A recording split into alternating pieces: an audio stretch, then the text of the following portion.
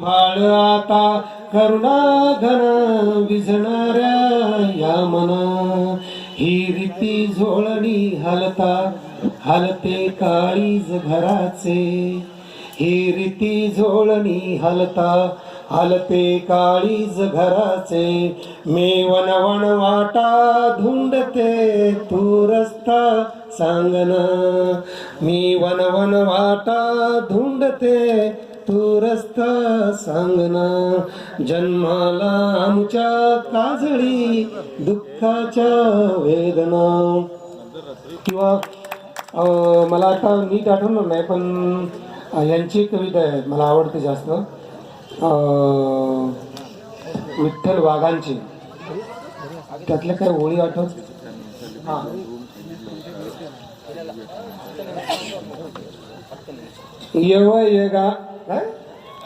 येव एकानी गावात वर न्यारच वाहून राहील सोडून घर खिडक्यादार मालच पाहून राहील येत मी होते जात मी होते कोणाले त्याची खबर नव्हती रातीन मेल्या काय न केलं मालच पाहून राहील येवय राणी गावात वर न्यारच वाहून राहील रोजची चोई अंगण दाटे आरसतोही दुश्मन वाटे रोजची चोळी अंगण दाटे आरसतोही दुश्मन वाटे पाऊल जरी धरतरी वरी मुठीत धरू आसमान वाटे पाऊल जरी धरतरी वरी मुठीत धरू आसमान वाटे लोकांचं दूर माहे नखर मालच दिसून राहील येवयकाने गावात वर न्यारच वाहून राहील येवयकाने गावात वर न्यारच वाहून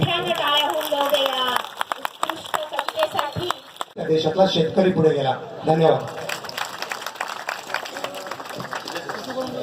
या संमेलनाचे संयोजक ग्रामस्थ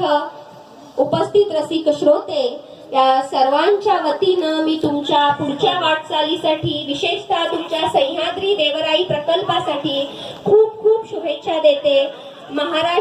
संपूर्ण महाराष्ट्र हिरवागार करण्याचं तुमचं स्वप्न सत्यात उतरो ही सदिच्छा व्यक्त करून मी ही मुलाखत इथेच थांबवते.